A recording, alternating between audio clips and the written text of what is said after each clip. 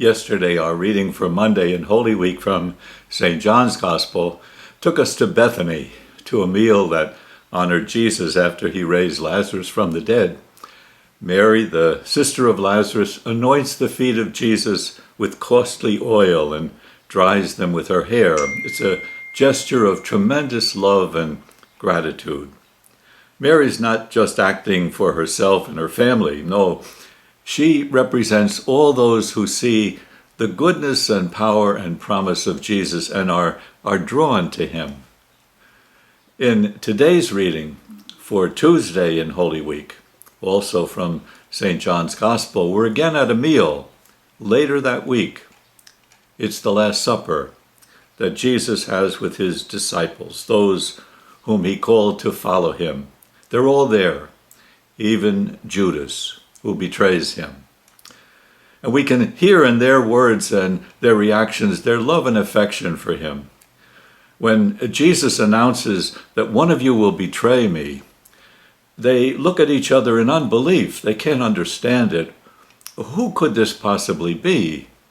And Peter says to Jesus, he's ready to die for him. And yet later that night, they'll all leave him. And Judas immediately leaves the supper and goes and betrays him.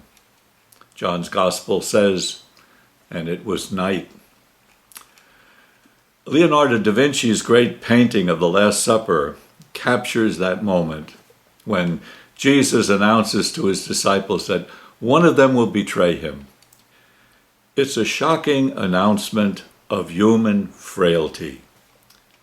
Any one of us can betray. Any one of us can turn away from what's good and what's right. Any one of us can go out into the darkness, into the night.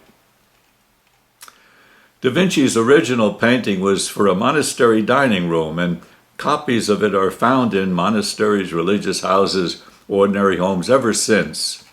We have a large picture of Da Vinci's Last Supper in our dining room where I live.